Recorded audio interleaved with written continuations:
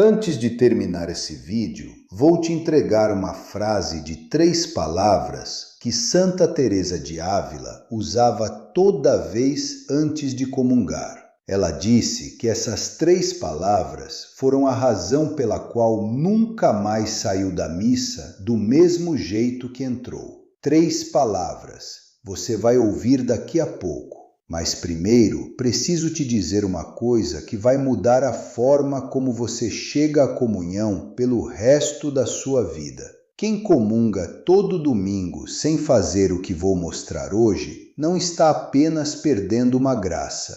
Está, segundo o próprio São Paulo, em perigo real. E isso me gelou o sangue quando entendi. Não porque seja coisa de medroso, mas porque é justamente quem mais ama, quem está lá todo domingo sem falta, quem nunca perde uma missa, que precisa mais ouvir isso.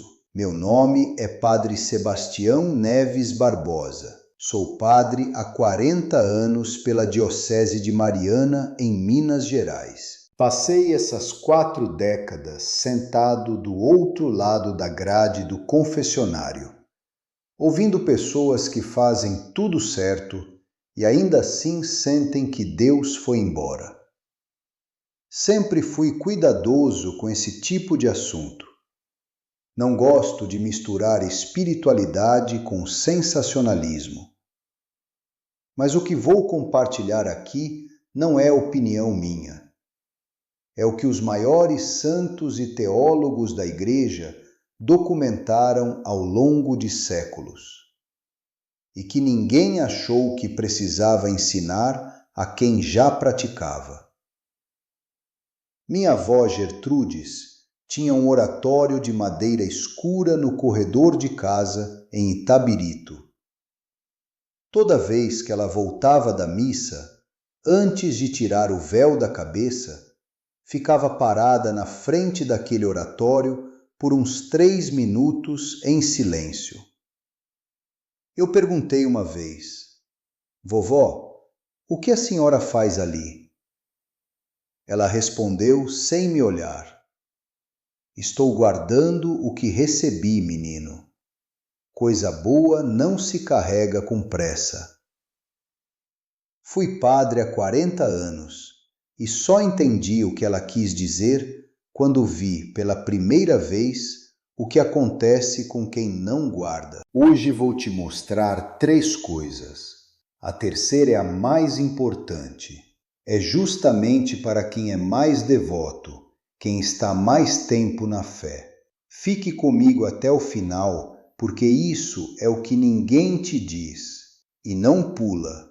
Cada revelação prepara a seguinte, e a terceira só faz sentido completo depois das 2 primeiras.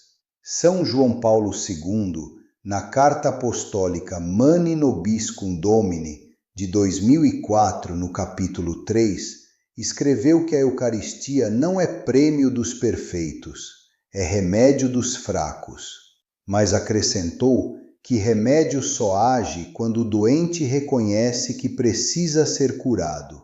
Quem chega à comunhão convicto de que está bem, fecha a porta ao único que pode, de fato, fazer alguma coisa.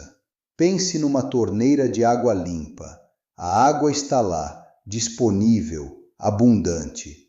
Mas se o cano tem entupimentos, a água não passa, não porque a torneira falhou, porque o caminho está bloqueado. A graça da Eucaristia funciona assim. Deus não retém, ele transborda. O que muda é o estado do recipiente que recebe. E é exatamente aqui que começa o primeiro perigo. O perigo que ninguém vê porque parece o oposto de um perigo. A primeira revelação se chama a pressa que se chama devoção. Há décadas de repetição que transformam o sagrado em automático. É como um remédio que você toma todo dia. No começo você lembra o porquê, depois você só toma. O problema não é tomar, é esquecer o que o remédio faz. Na comunhão, Quando o ato se torna rotina sem intenção renovada, o corpo vai à fila, mas a alma ainda está no banco de trás, pensando na missa que demorou ou no almoço que está no fogo. O corpo de Cristo é recebido, mas não é encontrado. São Tomás de Aquino, na Suma Teológica, parte 3, questão 79, artigo 8, ensinou que o fruto pleno da Eucaristia depende da disposição do recipiente, e usou a imagem do vaso. O mesmo líquido precioso derramado num vaso com rachaduras não fica guardado. A graça é dada. O quanto permanece depende do que a recebe. Acompanhei por 2 anos uma paroquiana de Sabará, 71 anos de idade. Ia à missa todo domingo, sempre na primeira fileira, nunca faltava. Mas vivia angustiada, seca espiritualmente, sem sentir nada. Ela mesma me disse certa tarde: Padre, comungo todo domingo e parece que Deus foi embora. O problema não estava na comunhão. Estava nos 40 segundos antes dela. A instrução é esta: nos 40 segundos, enquanto você caminha em direção ao Padre durante a distribuição da comunhão, diga interiormente uma única frase, não em voz alta, apenas dentro de você: Senhor, sei que sou indigna, mas Tu me chamaste. Apenas isso. Nada mais elaborado. Essa frase é o que os primeiros cristãos chamavam de epiclese pessoal. O gesto de abrir o vaso antes de receber. Você vai pensar, mas eu já rezo antes da missa, isso é suficiente. E eu entendo esse pensamento, mas me ouça com atenção. Rezo antes é preparação do ambiente. Esses 40 segundos são a abertura da porta. São coisas diferentes. E a diferença entre elas é o que estamos aqui para entender hoje. Se esse vídeo já começou a tocar no seu coração antes mesmo da primeira revelação, e eu acredito que tocou porque você está aqui, então me faz um favor. Aperta o botão de se inscrever agora. Não por mim, mas para que da próxima vez que Deus quiser te dizer algo, você esteja aqui para ouvir. E se você conhece alguém que comunga todo domingo e nunca ouviu o que vou te mostrar hoje, manda esse vídeo antes que você termine de assistir. Agora quero te apresentar alguém antes da segunda revelação, porque o que vem a seguir vai fazer você parar e respirar fundo. E é mais fácil entender quando vemos acontecer na vida de outra pessoa primeiro. Dona Conceição Aparecida Teixeira tem 71 anos. Viúva há 8 anos de seu Adilson. Mora em São Gonçalo do Sapucaí, sul de Minas Gerais. Tem 2 filhos, Marcos, que saiu da igreja depois do divórcio, e Rosângela, que ainda vai à missa, mas só de vez em quando. Dona Conceição vai à missa todo domingo às 7 horas na Igreja Matriz de São Gonçalo há 35 anos. Senta sempre na 4ª fileira, porque nas palavras dela, ali o padre te olha quando eleva a hóstia. Ela carrega na carteira uma foto do Marcos com 6 anos na primeira comunhão dele. Olha para ela durante a oração, quando o nome do filho não quer sair da garganta. Já mandou 6 missas por ele. Já tentou uma conversa direta. Marcos desligou o telefone. Numa tarde de quarta-feira, no corredor da sacristia, ela me olhou com a voz firme, mas os olhos marejados, e disse: Padre, eu faço tudo certo. Todo domingo estou lá. Por que Deus não responde? Essa pergunta ficou dentro de mim por dias, porque ela não era a pergunta de alguém que desistiu.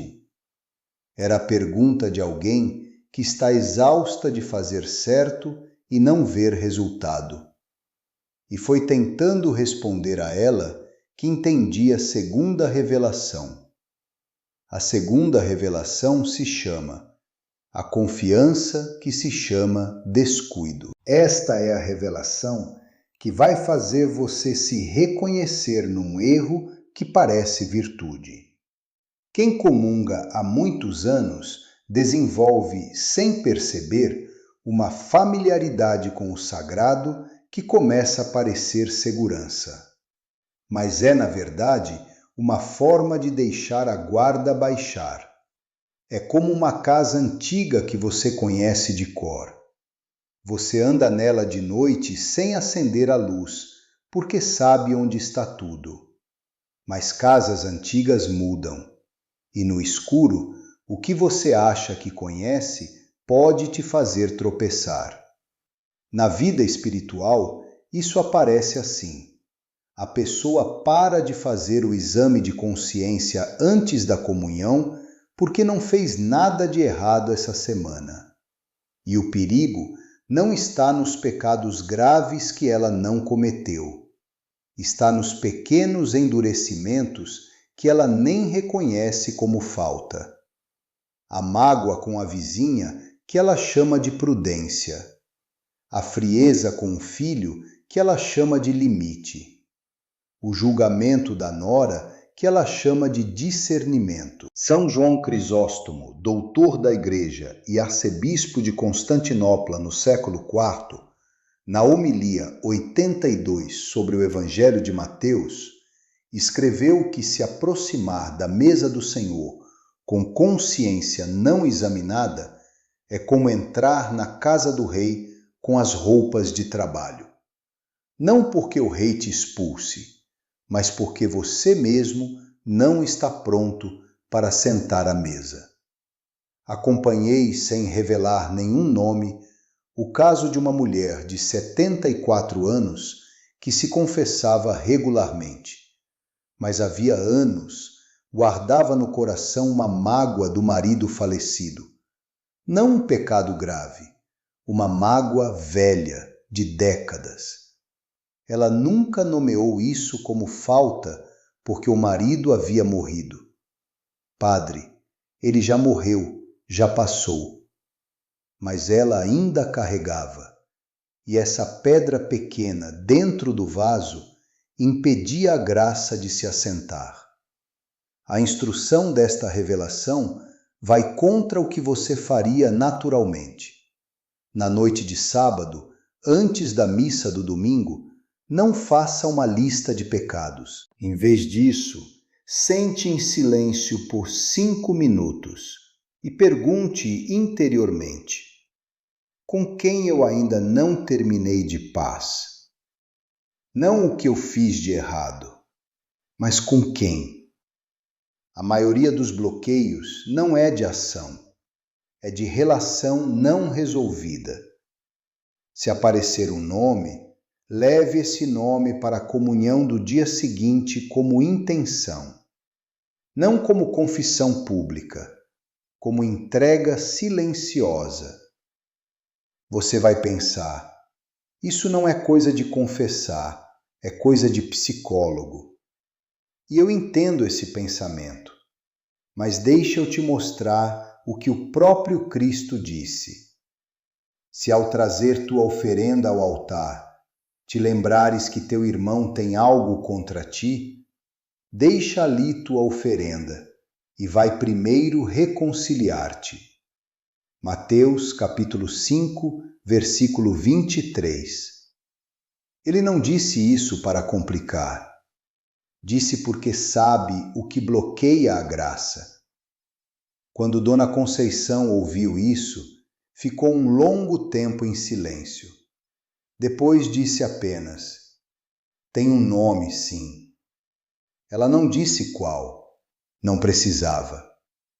Agora chegamos ao que eu prometi no início. Fique comigo. A terceira revelação é a mais importante e é justamente para quem está há mais tempo na fé, para quem nunca faltou, para quem acha que já sabe tudo isso. A terceira revelação se chama a santidade, que se chama hábito. Antes de explicar o mecanismo, preciso te fazer uma pergunta. Ou melhor, preciso te mostrar 5 sinais. Veja com honestidade quantos você reconhece em você mesma. Primeiro sinal: você vai à missa e se algo muda na liturgia ou o padre é diferente, fica desconfortável. Sente que não foi a mesma coisa. Segundo sinal: você comunga e não sente mais nada há muito tempo, e aprendeu a chamar isso de fé madura, ou de não depender de sentimentos. Terceiro sinal: quando alguém te faz uma correção espiritual, seja um padre, um filho, uma amiga, sua primeira reação interna é resistência, não abertura. Quarto sinal: você reza pelos mesmos pedidos há anos, mas sem renovar a disposição de aceitar a resposta que vier, qualquer que seja. E o quinto sinal: esse é o que ninguém diz em voz alta. No fundo do coração, você se sente ligeiramente melhor do que aquelas pessoas que não praticam. Isso te dá um conforto silencioso. Você nunca nomearia isso assim, mas está lá. Se você se reconheceu em 3 ou mais desses sinais, essa revelação é diretamente para você. Santa Teresa de Ávila, doutora da Igreja e reformadora do Carmelo no século XVI, no Livro da Vida, capítulo 19, escreveu que o maior perigo para uma alma adiantada na oração não é o pecado grave, é a tibieza satisfeita, o estado em que a alma acredita que chegou onde precisava chegar e para de se mover em direção a Deus. Ela chamava isso de a armadilha do conforto espiritual. O mecanismo desta revelação é sutil e por isso é o mais perigoso. Com o tempo, a prática espiritual pode se tornar a própria âncora de identidade. Quando isso acontece, a pessoa começa a receber a comunhão não como graça que vem de fora, mas como confirmação de quem ela já é. A comunhão deixa de ser encontro e vira espelho. Você não vai até Deus para ser transformada. Você vai para confirmar que está bem. É como um casamento longo, onde os dois param de se olhar porque já se conhecem. O amor não acabou, mas o encontro sim. E sem encontro, o amor esfria sem que ninguém perceba. E agora, o que eu prometi no início? As 3 palavras que Santa Teresa de Ávila usava toda vez antes de comungar. As que ela disse ser a razão pela qual nunca mais saiu da missa do mesmo jeito que entrou. As 3 palavras eram estas: faze o que queres. Não como resignação, como abertura total, porque quem diz isso antes de comungar está dizendo: não venho buscar o que preciso, venho me entregar ao que tu és. E isso muda tudo. A instrução desta revelação é a mais contraintuitiva das 3. Uma vez por mês, não toda semana, uma vez por mês, vá à comunhão dizendo interiormente: não eu te recebo, mas me receba. A inversão não é teológica, é de postura. Você não está controlando o encontro. Você está se entregando a ele. Quem comunga há décadas precisa periodicamente voltar à posição do iniciante. Não por humilhação, mas porque é nessa posição que a graça encontra espaço para fazer algo novo. Você vai pensar, mas eu já tenho humildade, já sei que sou pecadora. E eu entendo, mas me ouça com atenção. Saber que é pecadora e sentir que precisa ser transformada são coisas diferentes. Uma é conhecimento, a outra, isso é o que ninguém te diz, é a porta aberta. Agora vou te dar 5 instruções práticas para levar desta conversa. Primeira, nos 40 segundos enquanto caminha para a comunhão, diga interiormente: Senhor, sei que sou indigna, mas Tu me chamaste. Apenas isso. Essa frase abre o vaso antes de receber. Segunda, na noite de sábado, antes de dormir, pergunte não o que fiz de errado, mas com quem ainda não terminei de paz. Se aparecer um nome, leve esse nome na intenção da comunhão do domingo. Isso dissolve a pedra que bloqueia a graça sem que você precise gritar nem explicar. Terceira, uma vez por mês, escolha um domingo e mude a frase interior. Em vez de eu te recebo, diga me receba. Apenas essa inversão. Você vai sentir a diferença antes de chegar de volta ao banco. Quarta, quando a missa for diferente do que você esperava, padre novo, liturgia alterada, horário mudado, use esse desconforto como sinal. Pergunte a si mesma: estou aqui para encontrar Deus ou para encontrar o que já conheço? A resposta honesta a essa pergunta vale mais do que qualquer preparação elaborada. Quinta, e esta é a mais difícil, escolha um nome. Um filho, uma nora, um irmão, alguém com quem você perdeu a esperança de reconciliação. Escreva o nome num papel pequeno. Leve esse papel dobrado na palma da mão fechada até a comunhão. Não diga nada, não peça nada, apenas entregue o nome junto com você, porque quem entrega com a mão aberta, recebe com a mão aberta. E Deus não olha quantas vezes você foi, Ele olha como você chegou. 4 semanas depois da nossa conversa sobre a terceira revelação, Dona Conceição ligou numa manhã de terça. Não disse muito. Disse apenas: Padre, dessa vez foi diferente. Não sei explicar, mas foi diferente. 3 meses depois, Marcos foi visitá-la num domingo. Sem que ela pedisse, sem aviso, sem pressão. Entrou na igreja com ela. Não voltou ainda, mas entrou. Deus não olha quantas vezes você foi. Ele olha como você chegou. Há tempo. A solução está nas suas mãos a partir de hoje. E a mudança começa em você antes de aparecer em qualquer outra pessoa. Nossa Senhora Aparecida, Mãe do Brasil e Rainha de cada coração que ainda espera. Eu trago até ti cada pessoa que está aqui agora. Cada uma que comunga todo domingo com o coração partido por um filho que se afastou. Cada uma que carrega um nome que não consegue largar. Cada uma que perguntou, num corredor silencioso, por que Deus não responde? Tu sabes o que cada uma guarda. Tu sabes o peso que cada uma carrega sozinha, no silêncio de um banco de igreja vazio, de quem mais amamos.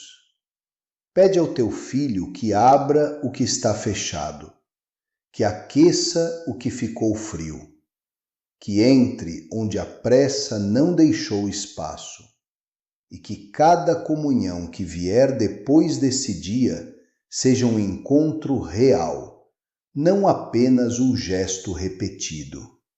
Em nome do Pai, do Filho e do Espírito Santo.